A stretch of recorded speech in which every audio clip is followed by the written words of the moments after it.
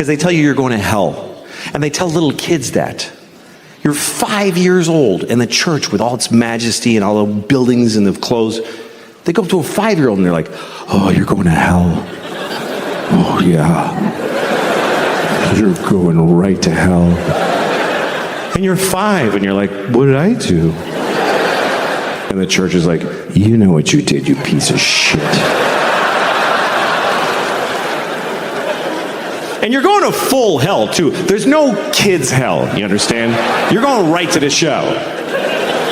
If you're 5 years old, you steal a crayon from your sister, and then you lie about it, you get hit by a truck, you're roommates with Hitler. There's no difference. There's no difference. They take you in a room, and they're pouring hot lead into Hitler's asshole. He's like, ah! No! And then you walk in there like, all right, step up, it's your turn. Hitler's like, oh, good luck, little fella.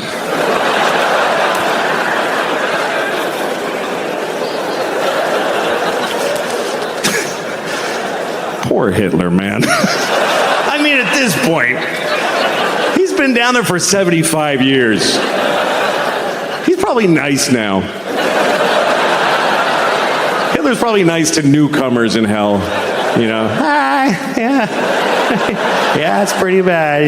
Yeah. What's that? Oh, yeah, okay.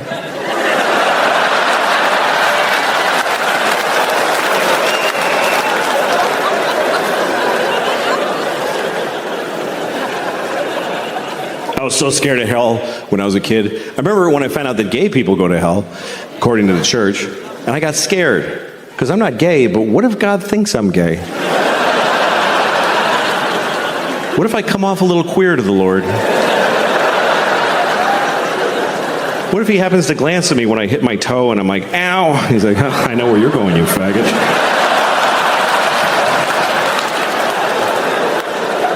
I mean, that's their thing. I don't believe that. God doesn't hate you because you're gay. God made you gay because he hates you. No. I'm just kidding. I'm kidding. There's no God.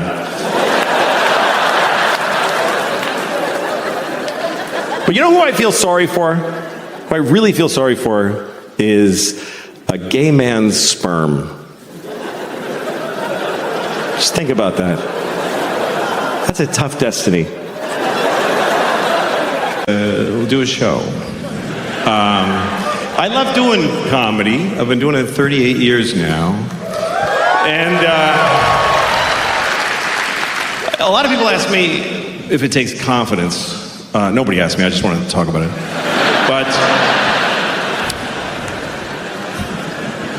it does. It takes a certain kind of confidence to do this. This doesn't mean that I'm a confident person generally. You know, there's different kinds of confidence. Like there's personal confidence. Personal confidence is like a man wearing white pants. That takes tremendous personal confidence and optimism, really. To go out in white pants like, it's going to be a great day. It's going to be no puddles or pizza. I could never wear white pants because I'll get my period, first of all. I know that. Or diarrhea, more likely. That's really my period. Diarrhea. About once a month, I'm like, oh, fuck, here we go. Better just get home. Don't make any big decisions today. It's true. You shouldn't, like, negotiate when you have diarrhea. If I have diarrhea and you get between me and the toilet, I'll sell you my house for 10 cents.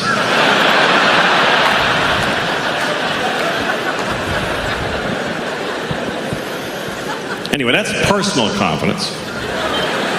Another kind of confidence is moral confidence. Moral confidence. That's like knowing that you wouldn't have had slaves, like back when it was okay. That's moral confidence, is being able to say, I wouldn't have done it. Even if I lived in 17 whatever, in Virginia, and somebody was like, you want a slave? I would have been like, no, I'm all set. And I feel confident I can say that. But I think it's easy to say that now, because you can't get no slaves. You can't get one. You can't get one. You don't have slaves, but that's not because you're better than back then people. It's because they're not available. You don't have to decide that. It's not like you're bringing groceries to the car like, fuck, it would be really good if I had a slave, but I won't do it. No, it's not like they have slaves at Home Depot. I mean, they kind of do. I mean, there are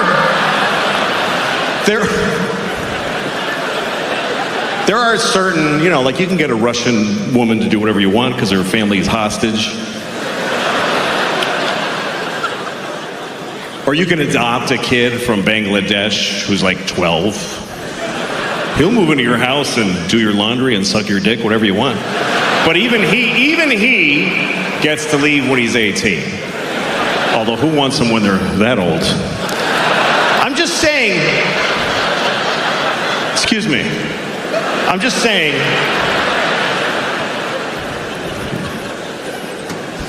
anyway, that's more penises and vaginas. Comedians used to talk about the difference between men and women, but you can't really do that anymore because they're not as different as they used to be. And there's more genders. There's a bunch of more genders. But there's not more genitalia. There's still just the two. There's no weird moments like, hey, that's a nice penis. Actually, it's a fachamba. That doesn't happen.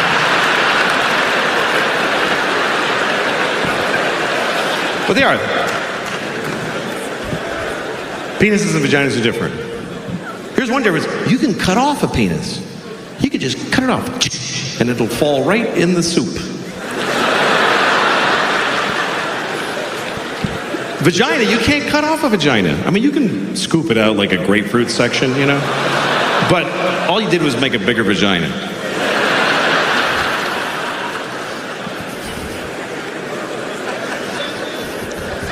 I kind of like it better when only half of you laugh at some of this stuff. Like,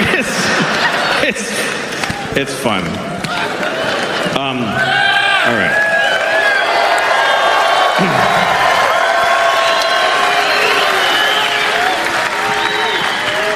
So because for me, the kind of guy I am, getting older makes my life better. Like my sex life, way better at 45. Because of the kind of, because this situation is okay at 45. This is not a fun kind of a 17-year-old to be. And some people, their life is better when they're younger. Young dudes, young skinny dudes. Best life in the world is being a young skinny dude. They don't have to do anything. They just show up with a big Adam's apple and a smelly t-shirt. Hey, I'm here for the easy pussy for the rest of my life.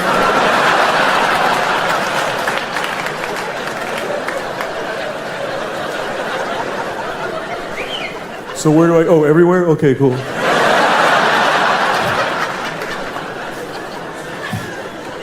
But for guys like me, this is not a fun youth. It gets better. I'd like to make one of those It Gets Better ads for just dumpy young guys. We could use a little help, a little encouragement, just somebody on TV. Listen, man, I know it's tough right now. You're vaguely heavy with no face. You have zero value on the sexual marketplace. You feel invisible to the girls in school because you are. But it gets better. Because you all grow up. And you pretty much look just like this your whole life. And they don't. Their options start running out really fast. And you're gonna be there. As long as you stay relatively employed and washed, you're gonna be amazing. In your 40s, you're gonna be the branch that she can grab before she hits the ground. It's gonna be so great. It just takes time for her circumstances to match your looks, but it's gonna happen. It's gonna happen. When real shit matters, you're gonna be the sexiest motherfucker in the world. It's just time. That's all it takes. There's a formula to this. It's pussy plus time over income squared.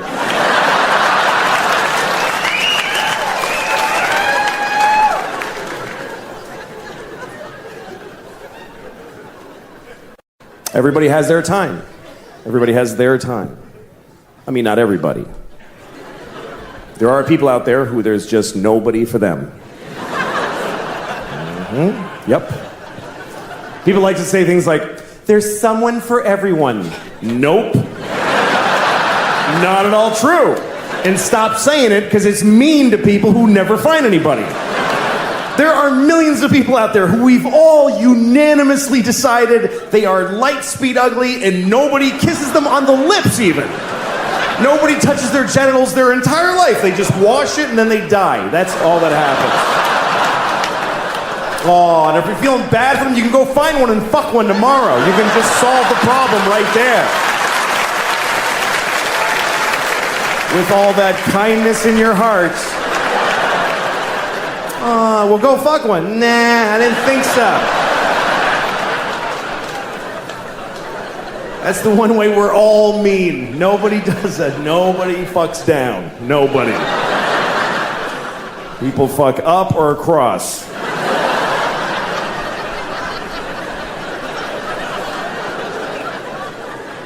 Some women fuck down because a guy talked them into that it was up. Yeah, no, you should. I'm totally up. Yeah, man. It's a weird selection process that we have. And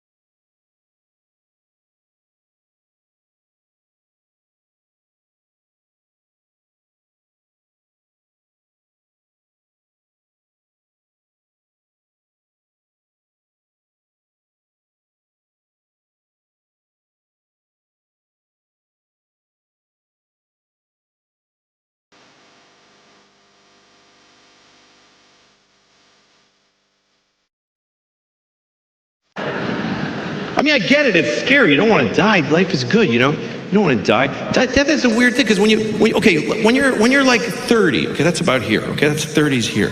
Okay, that's birth. That's death over there. When you're 30, you don't even give a fuck because you just hey, and you don't realize that there's this movement. You don't even notice that you're, you know, I don't know what's going on. I hated that movie. Yeah, me too. And you kind of hear way off people falling off the edge. Ah!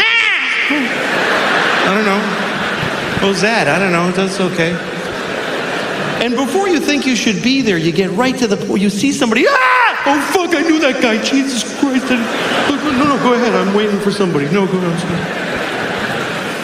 And you want to hang around. But here's what helps you is that life doesn't stay good, you know? Like both my hands hurt. I'm 55. Both my hands hurt.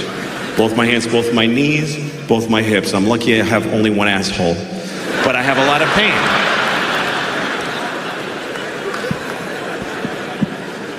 I mean, there's some good things in life when you're older. Some people do extraordinary things. I watched a porn the other day. Somebody sent it to me. It's true. I mean, some porn is awful. You ever been watching a porn that's a little off the path? And you're like, this is bad that I'm watching this. This is changing me. I can feel it. This is evil. Then you look, it's got 375 million views. I guess we're all watching this one. Either that or I've lost track of how many times I've seen it.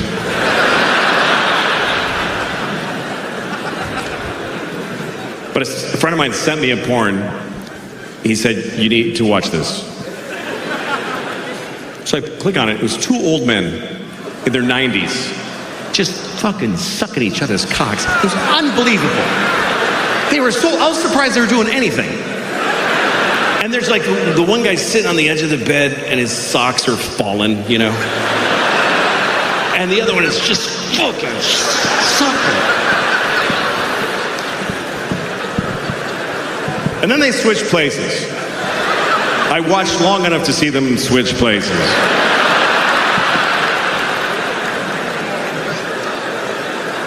And when the second guy was done, I mean, no, they didn't come. Neither of them came. It was just like, that's enough, Alfred. Thank you.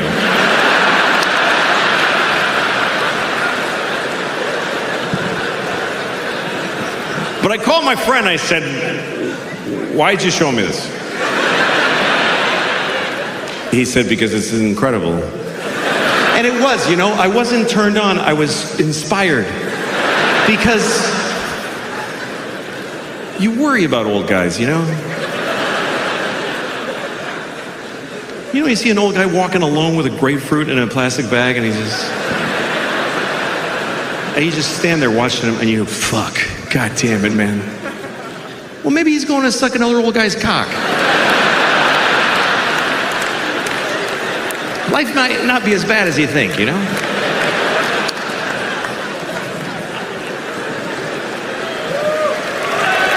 Yeah. All right. Fucking water's all the way here. How you doing? All right. Like really going hog wild with the babes. It was late for me when I started having sex. I was 18 before anything happened to me. My girlfriend gave me a hand job. First thing that happened to me sexually ever. And I mean, it was awesome. It was great. Because nobody had ever touched my dick. Nobody in the world had touched my dick. My dick had touched a lot of things. Because that's what you do when you're a young boy. You touch your dick to many surfaces around the world. Just fucking looking for anything that feels good enough that you don't have to talk to a girl. That's the whole... But finally, I got this girlfriend, and we're making out, and she reached down, and she put her hand around my dick, and I fucking lost it. First of all, I came immediately, and also I started farting as I came. And... no, I started farting. It wasn't just... It was throughout, and she's laughing. Ha, ha, ha, ha. That's how my sex life started, okay? That's how it started. Fucking shame and depression.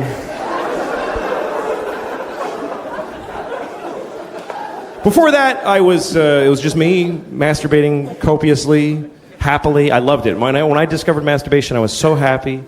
I loved it. Everybody loves it. Nobody's, oh, this fucking sucks. It's pretty universally liked. But, I remember when I first started, and I thought I was the only one doing it. And then I told my friend Jeff, and he was doing it too. So we started, that's his real name too, it's kind of fucked up that I'm saying his name, but anyway, we were comparing notes about how we masturbated. And I did it, I was 11, so I was going like this, which I actually did it like this for a long time, because nobody teaches you how to jerk off, so like, even once my dick grew, I kept doing it like this. And then I saw a movie where somebody went like that, and I was like, oh, fuck, the whole hand. That is genius. Awesome.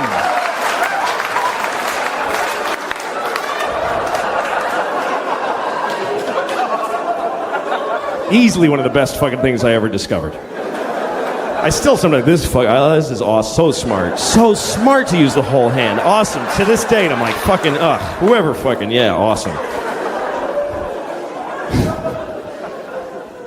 But anyway, Jeff did it totally differently. Jeff didn't, we would lie on his stomach. He would lay on his stomach and press his dick into his palm really hard, and he enjoyed the pressure. And some kids do it like that. I looked it up online. By the way, it fucks your dick up, so don't do it. Don't do it. It does fuck your dick up. But he didn't know, so he was pushing his dick into his palm. And I think sometimes he would put a book on behind his hand, like he just liked the pressure. And he couldn't get enough pressure. So he said to me, maybe if I sat on his ass while he did this, it would be better. So I did. I sat on his ass. And I remember that moment, I'm sitting on Jeff's ass while he jerked himself off, and I remember thinking to myself, is this gay that I'm doing this? Or am I just a really good friend? Maybe I'm just a good friend.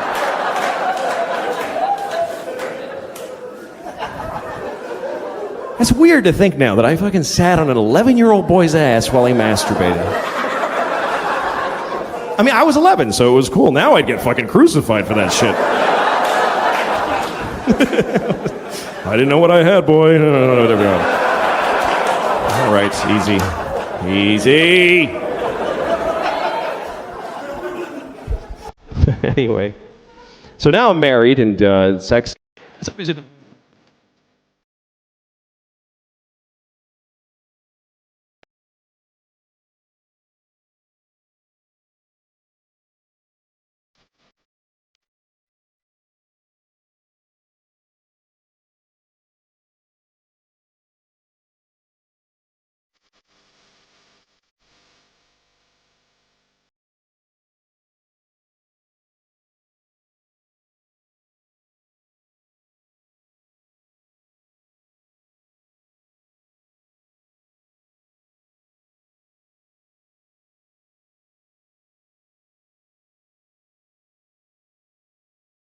Anyway, I was on a plane and there's these two babies and they're crying the whole time. Crying the whole flight, and that happens a lot. I don't think they knew each other, they're just crying.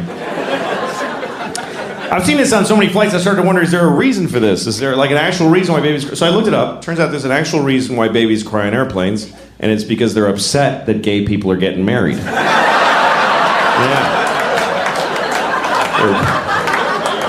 They're, like really upset. Like inconsolably upset. Honey, it's the country's changing.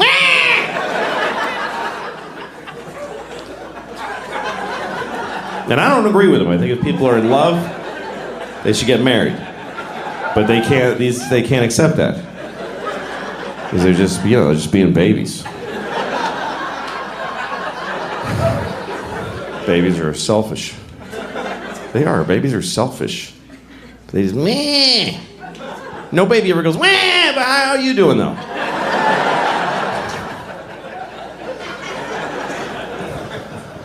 I have two daughters, and both of them at one time were babies, and I held them and they cried on planes. It's happened to me. I've had a baby on a plane. If you're ever, this is how selfish people are. When you're on a plane and you hear a baby crying, you think that's happening to you. You're like, oh, this is gonna ruin my flight. It's gonna ruin it.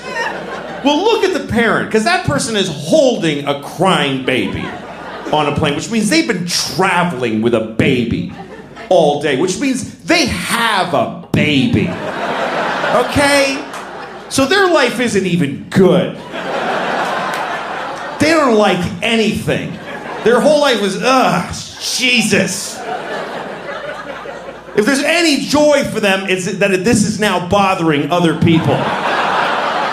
Yeah, you listen to this shit now. Wah!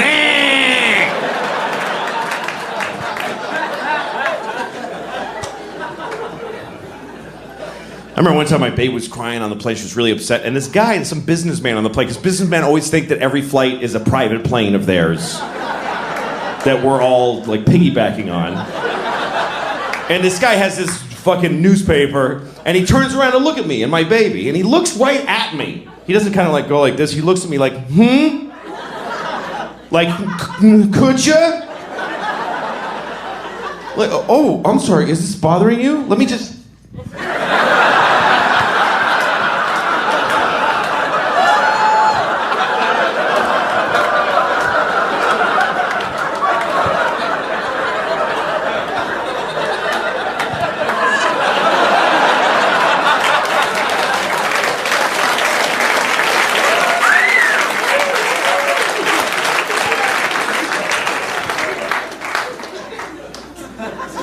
You all just clapped for a dead baby. You applauded a dead baby. Yeah. My kids are in college and they're all, I'm an empty nester. That's what you call it when your kids are gone. Because they grew up, not if they're dead. It's not used that way. My daughter died of leukemia. Hey, you're an empty nester.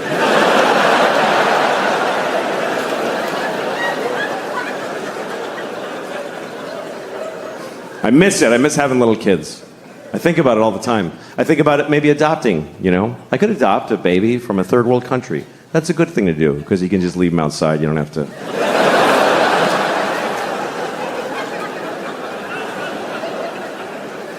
It's interesting. We've been adopting babies from other countries in America for a long time. Other countries do it too, but I live here, so I'll talk about that. But it's an interesting thing. It's not a biological imperative to go get a baby from thousands of miles away, but we've been doing that in large numbers here for a long time. And not always for the same reasons. There's been different reasons why we've done it. In the early, like in the 70s when I grew up, sometimes you meet a couple who had an African baby that they brought because they're those kind of, these kinds of people, the kind of couples that hold hands when they announce things. Those kind of people? They gather their friends and they're like, we've decided. Those... They have a farm table with a clay pot of honey on it. And their apple juice is cloudy. You know what I'm talking about? Those are the kind of people that make a trip to Zimbabwe and get a baby and name him Kevin and send him to Boston College, whatever. That was like the 70s and 80s. Then in the 90s, it became very popular with gay couples started to adopt babies from China because they want to have a baby, but they can't. They both have dicks. I don't know if you know that. Did you know that? Gay couples have 2 dicks. So they can't make a baby. You can try. You can... Just really fucking... You could try to come into one dick with the other. Like... If you line up the dick holes, and you can come and the sperm goes up this dick and down that one. And then the sperm gets to the balls and they're like, wait, what the fuck? Did we turn around? Because we're in the balls again.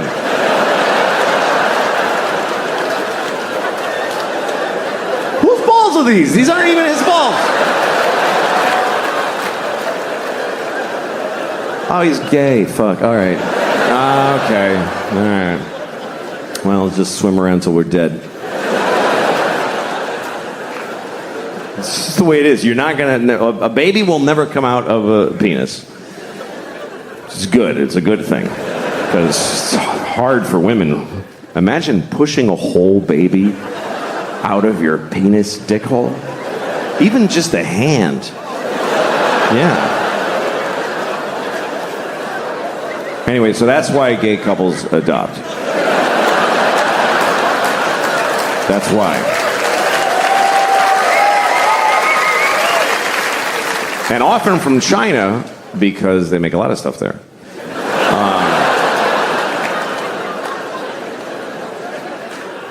So that was that. That was the gay couples were adopting Chinese babies because they couldn't have babies, and then a lot of other couples started doing it more around the turn of the century. I used to live in Hollywood, which is a pretty awful place, and everybody there gets Chinese babies. It's very popular.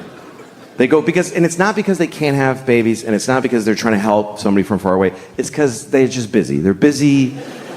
They want to have a baby, but they don't want to have a baby. You know what I mean? That thing where you can't have your baby and eat it too, or whatever. I don't know how that works. They don't want to get pregnant, is the point. So they go to China. They don't even go to China. They go to the airport, and somebody from China meets them, gives them a baby. It's true. They just take it home, and then they get a Jamaican nanny to watch their Chinese baby. And they go to cocktail parties. We have a Chinese baby. It's amazing. And meanwhile, the Chinese baby and the Jamaican nanny are just alone looking at each other like, what are we doing? What is this? Why can't either of us see our families? Why? What the fuck is the point of this? So yeah, I got a dog, my kids are, and I just sit around and watch YouTube a lot. That's my favorite pastime. If I'm, say I'm sitting down. If I'm sitting anywhere, which I love sitting so much. I would take sitting and doing nothing to standing and fucking any day. This is way better than coming. This is way better.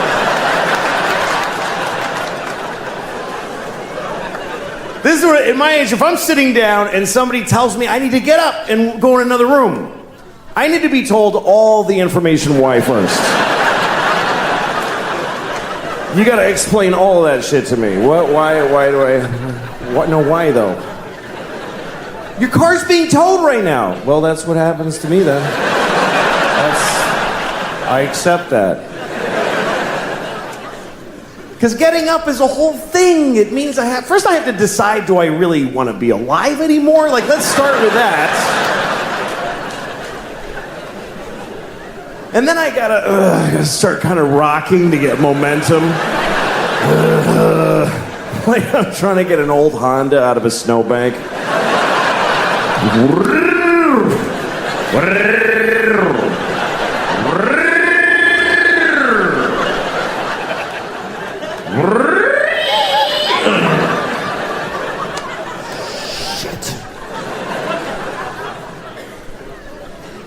The worst part of my day, worst part of every day of my life, is when I have to put on my socks.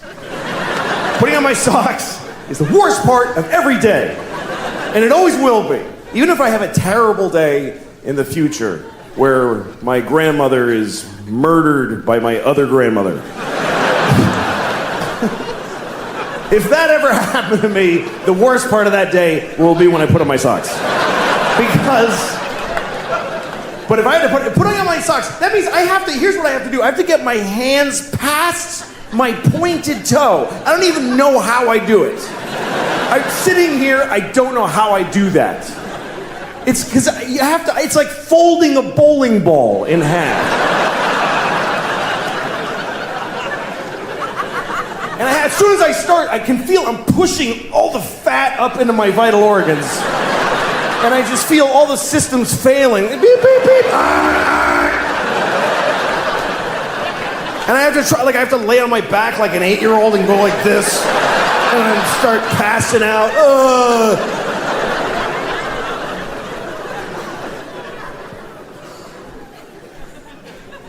And I know other people's lives are hard.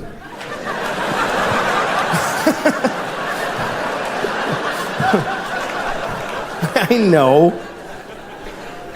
I saw an interview on TV with Michael J. Fox. And he has Parkinson's. And he was describing brushing his teeth. He said it takes him 2 hours a day. And he said it's agony. And I saw this and I thought, okay, that's hard. That is hard. And so is putting on my socks. Sorry, Michael. Doesn't make it easier to know about your thing. Tell you what, I'll help you brush your teeth. You help me with the socks. I don't know. I want to be a better person because I got kids. And I want to, pass on a better... But sometimes it's not clear what the right thing is to do. Like one time I threw a candy wrapper on the street. And I didn't do it like, yeah. I just... yeah, take that shit straight. I did it because I was, like shaking. I wanted the candy.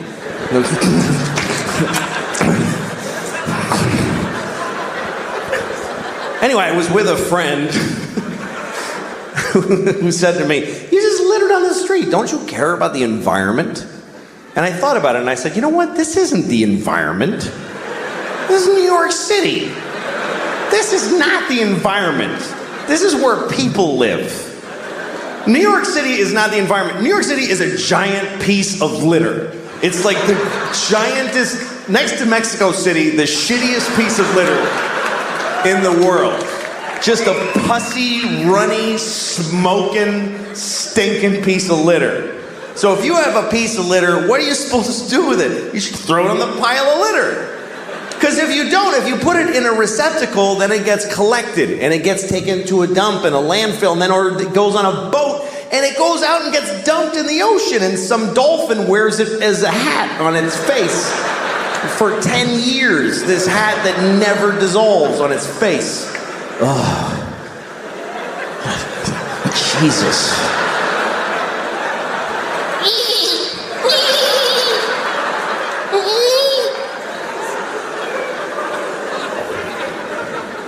I mean, everything that we introduce to the world is shitty.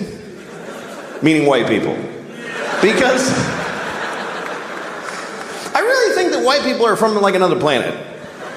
Because when we came to America, it was so nice. It was just Indians, and they weren't even Indians. We called them that by accident, and we still call them that. Like we knew in a month that it wasn't Indians, but we just don't give a shit. We never We came here, they were like, hi, and we're like, hey, you're Indians, right? And they're like, no. No, this is India, right? No, it's not, it's totally other place. You're not Indians? No. Ah, you're Indians. You're Indians for hundreds of years after. We ruined everything here. This was it was just coast to coast, just green and brown and beautiful. And all the humans were just walking around with painted faces, just walking. And they'd be like, ooh, that looks yummy. And then they just eat from the ground. And then they'd sleep on the grass. And they'd wake up and they'd fuck. And then they'd go for a swim and do a little dance. That was the whole continent, was just folks doing that. I mean, there was people in Mexico cutting off kids' heads and rolling them down the pyramid stairs. But that's always going on. What are you gonna, you can't do a whole lot about that. But I think we came from another planet, and the reason is because we don't like it here. I mean, why, if we're from here, if we belong on Earth, why aren't we comfortable on Earth at all? We need nice, smooth surfaces and right angles, and we need it to be cool and not too hot, just perfect. Like, when it's hot, why wouldn't we just, fuck it? Why wouldn't we be like that if we belong here? And it's weird because people that aren't, whatever you call there's environmentalists, and then there's people who are whatever, they just hate environmentalists. But that's what people get angry at environmentalists, because they think they're slowing down the economy and creating restrictions. And a lot of these people are Christian. A lot of these people are very devout Christians. And that's such a confusing thing to me, that if you believe that God gave you the earth, that God created the earth for you, why would you not have to look after it? Why would you not think that when he came back, he wouldn't go, what the fuck did you do? I gave this to you, motherfucker. Are you crazy? The polar bears are brown. What did you do to the polar bears? Did you shit all over every polar bear? Who did this? Who spilled this shit? Who spilled this? Come over, did you fucking spill this? What is that? It's oil, it's just some oil. I didn't mean to spill. Well, why did you take it out of the fucking ground? Because I wanted to go faster. I'm not fast enough. And I was cold. What the fuck do you mean cold? I gave you everything you needed, you piece of shit. Well, because jobs. What is a job? Explain to me, what's a fucking job? You work at a place, and when people call when their game doesn't work, and you help them figure it out. What do you do that for? For money. What do you need money for? Food. Just eat the shit on the floor. I left shit all over the floor. Fucking corn and wheat and shit. Grab it up, make some bread. What are you doing? Yeah, but it doesn't have like bacon around it, and like I like when it has like bacon on it and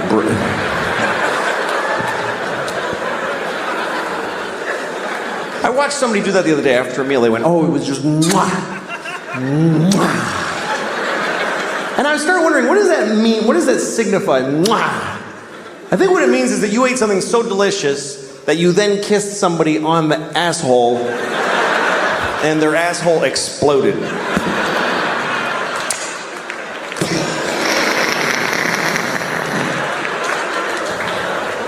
That's some good eating. That's a nice sauce. Is that good? Yeah, let me show you. Shit! Let me have some of that. That just destroyed my anus. Dick. So it's not an area that I understand. I've never sucked a dick. Isn't that weird? I've never sucked a dick my whole life. That's weird to me. It is. It's weird. Because almost everybody has sucked a dick. When you think about it, most people on Earth suck dicks. It's true. Because 51% of the population are women, and they suck dicks. Then there's all the gay guys that suck dicks. Then there's all the straight guys who have been forced to suck a dick under various circumstances. So there's only like 1,000 of us out there who never blew anyone. Just a bunch of selfish assholes that are fucking getting blown and not blown back, you know? It's like, that's what people do. We all fucking suck dicks, and I haven't done it. And I don't have like a big reason not to either. I don't have a policy against sucking a dick. It's not something I'm against doing. I just have never seen a dick I wanted to suck. That's really what it comes down to. I've never seen a penis that inspired me to suck it. Every dick I've ever seen has bummed me out. I hate them. I hate them. They ruin my day when I see them, but that's just so far. I mean, what the fuck do I know? There might be this guy right here might have a beautiful dick. This guy, if I saw his dick, I might go, oh, fuck, that shit's going in my mouth right now. And I just fucking, and I'd have to blow him. Fucking hold him down and blow him. That's the kind of, I would like rape blow people. That's what I would like, hold a guy down and blow him despite him. That's the kind of shit I would do. Just to, you know. I'm just saying I'm not prejudiced. I haven't seen that many. There's billions, literally billions of dicks in the world, and I've seen like 40 at the most. So how the fuck would I know? What is that, too many? Yeah, that's too many, right? 40, Jesus Christ. I'm only 39. That's a dick a year plus another one. Why am I saying 40? That's a lot. That's like 2 bags of dicks right there. At least 40 dicks. All right. I never understood people. It's not cool. And murder is like, it's weird because like, when is murder murder? Like if you kill somebody, it's like, hey, he's a murderer. The people go, huh? We got to talk about it. He killed him, but he might not be a murderer. Because if you murder, like if you kill somebody, you know what they based your sentence on? They base it on how you felt when you killed them. That's weirdly important. They say, okay, you shot him in the face. But like, what was up with you, man? Like, what was going on?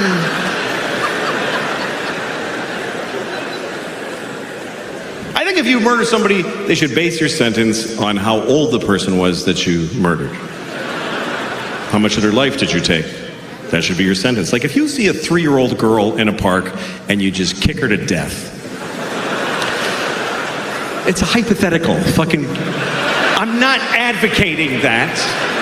I'm not asking you to do that. I'm just asking you to just vividly imagine just kicking a 3-year-old kid who you know till they're dead. You got to keep going till they're.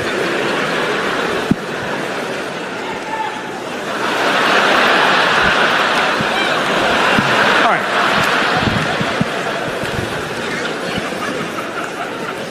If you kill a 3-year-old, you should do a lot of time. That's what, unless he's got like diabetes, whatever. You got to figure all that in.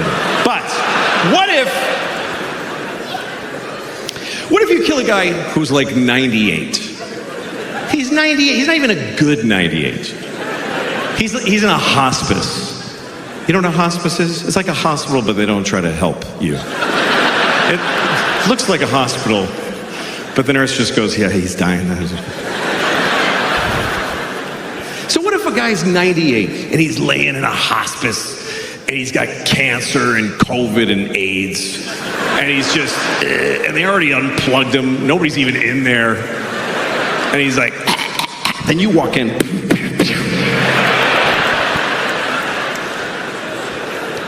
You should get like 5 minutes for that. That's what I'm saying. And I was thinking about that today. Because I'm going to see my dad next week. And my dad, let me tell you something. My dad is not in a hospice. He's in a facility being kept alive. Just, come on. Just putting food in and like, what is the fucking point? What does he have, a secret he hasn't told yet? Why? Because my mom just died. She just died. That's what happens, by the way, for you young people. One of your parents is gonna die, and the other one is just never gonna fucking die. They just will never die!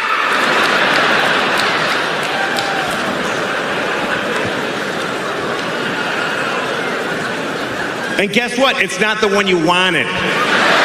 Nope. It's not your good parents. Nobody's got two good parents. You've got a shitty parent and a nice parent.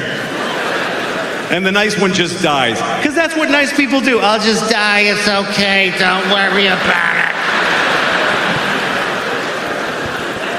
And the shitty one just hangs in there. I'm still alive today.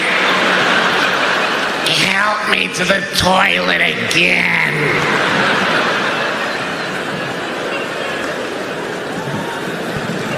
What the fuck is the point of just like, come on, you gotta keep going.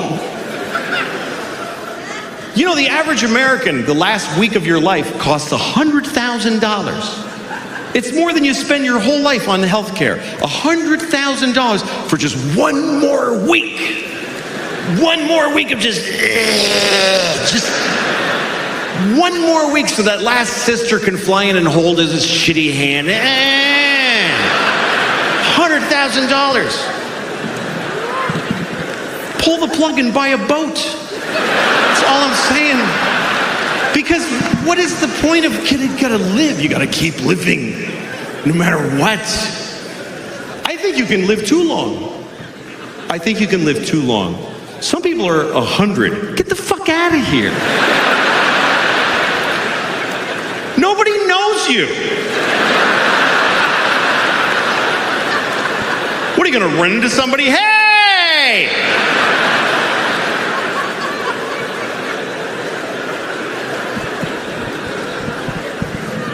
Some people are really fucking old.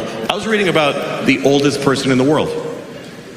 There's always an oldest person in the world, and you read about them sometimes because the other one just died. That's when they tell you about the new oldest person.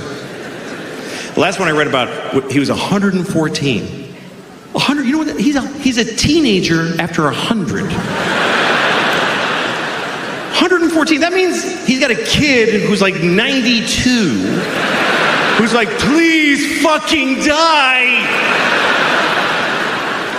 I'm just hanging around so I can have 1 week without you in it.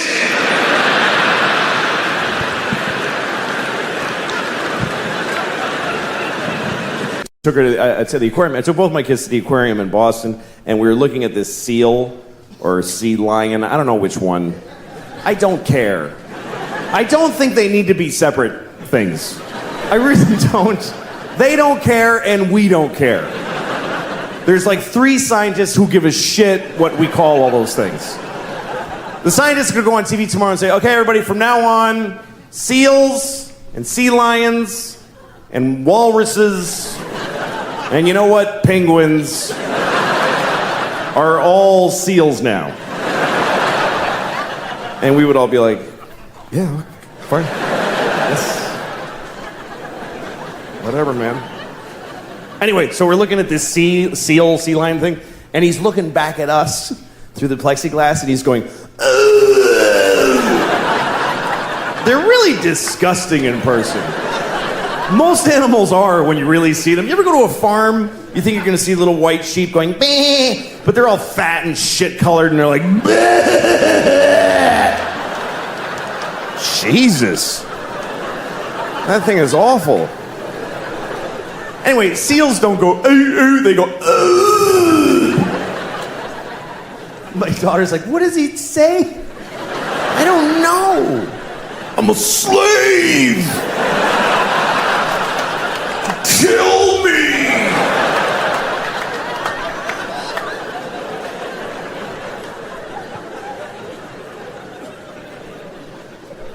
Must be awful to be other kinds of stuff.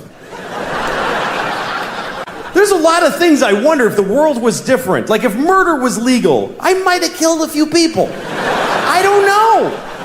I'd love to think, oh, I would never do that. But we really need the law against murder. For one simple reason. The law against murder is the number one thing preventing murder. We'd like to think it's because, like, oh, I would never do that. No, it's because it really sucks getting caught murdering. A lot. If murder was legal, or just a misdemeanor, like you get a thing in the mail, ah, shit, they had a camera there.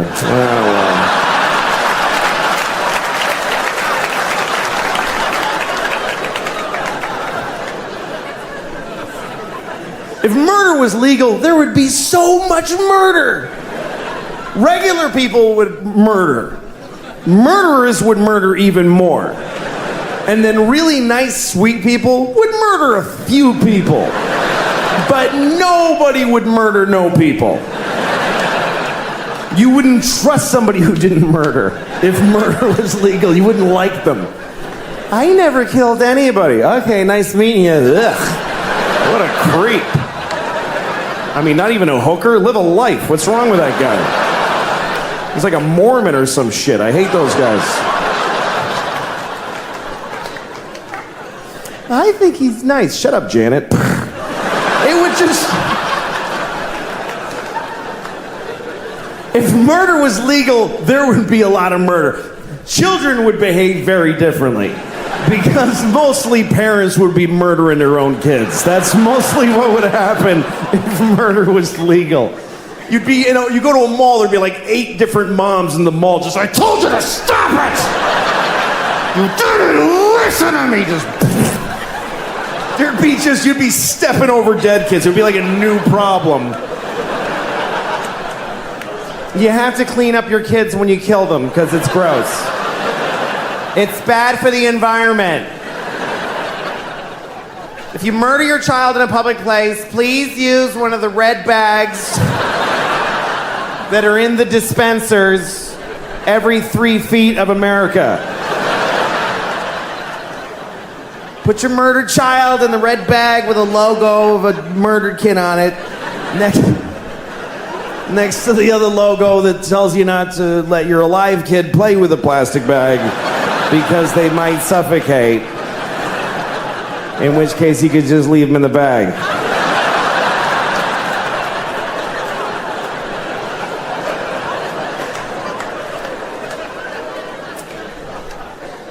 That is a whole bunch of horrible thoughts right in a row. Right in a row. That is a compressed area of bad thought.